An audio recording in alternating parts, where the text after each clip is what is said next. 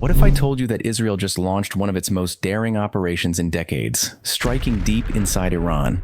What if this isn't just about stopping a nuclear bomb, but something much, much bigger? A secret war, explosive decisions, and a potential shift in the entire Middle East power structure. Is Israel simply delaying Iran's nuclear ambitions, or is it trying to take down the regime itself?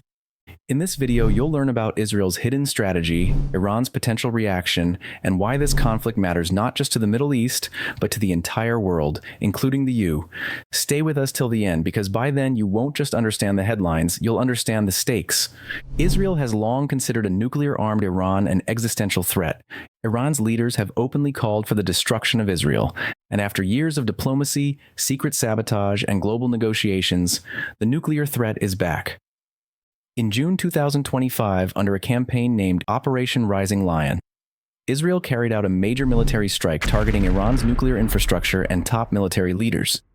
These were not just symbolic strikes, they were fast, focused, and devastating.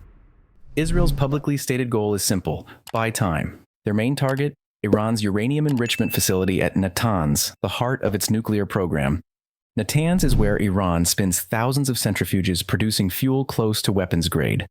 By targeting centrifuges, power systems, and control centers, Israel hoped to delay Iran's timeline for making a nuclear bomb. Experts believe the strikes may have set Iran's program back by months, maybe even years. But here's the catch. Many of these facilities are deep underground, hardened against attacks.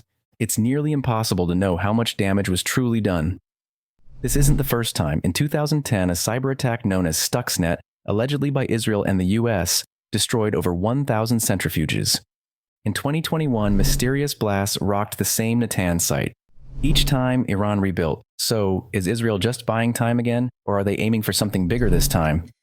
History shows delays are possible, but what you think is, this is a permanent solution. Share your thoughts in the comment section, and according to me, it is much harder. What made this strike different? This time, Israel didn't just hit nuclear sites. They went after Iran's military brain, targeting senior commanders of the Islamic Revolutionary Guard Corps, or IRGC. Reports say IRGC chief Hossein Salami may have been killed in one of the strikes. Why does this matter? Because these leaders are key to Iran's missile, drone, and nuclear programs. Iran's ability to retaliate, either through missiles, drones, or militias, is largely coordinated by the IRGC. By decapitating the leadership and hitting missile bases, Israel hopes to prevent or at least weaken Iran's response.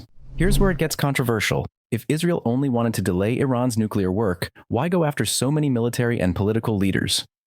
The scale and precision of the strikes have led some experts to ask, is this just about nukes, or is Israel aiming to destabilize Iran's regime? Some analysts believe this might be about more than defense. It could be an attempt at regime weakening, even regime decapitation.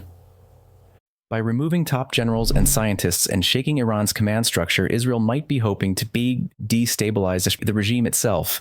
This aligns with the Begin Doctrine, Israel's strategy to prevent any hostile state in the region from gaining nuclear weapons. But using that doctrine now against a powerful nation like Iran is incredibly risky. Could this spark all-out war, or could it crack open the Iranian regime from within? Let's play out the scenario. What if Israel succeeds in shaking the regime? Will it lead to democracy or something worse? Some hope it could open the door for a more moderate government, but there's a real risk that power could fall into the hand of the most hardline, anti-Western part of the regime. Imagine an Iran ruled fully by its military elite, more aggressive, less predictable, and with vengeance on its mind. Such a change could destabilize the Middle East, spark proxy wars, and impact global powers like the UK and Europe. And remember, the UK, the US, and NATO allies have military assets in the region. This conflict could pull in global powers overnight. Trade, oil prices, and military alliances could all be thrown into disorder. So what is Israel really doing? On the surface, it's trying to stop a nuclear Iran. Dig deeper, and you see a plan that also targets Iran's military, government, and future. Yes.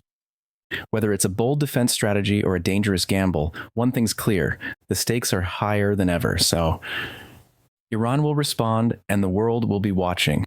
For Israel, it's about survival. For Iran, it's about pride and power. And for the rest of us, it's a glimpse into how fast a regional fight could become a global crisis. In this video, we uncovered the layers behind Israel's latest offensive. From striking nuclear sites to possibly shaking the Iranian regime itself, you now know what most headlines won't tell you. What do you think? Is Israel defending itself or taking a gamble that could backfire? Comment below, and don't forget to like and subscribe for more deep dives into global events. Because in a world of noise, we bring you the signal.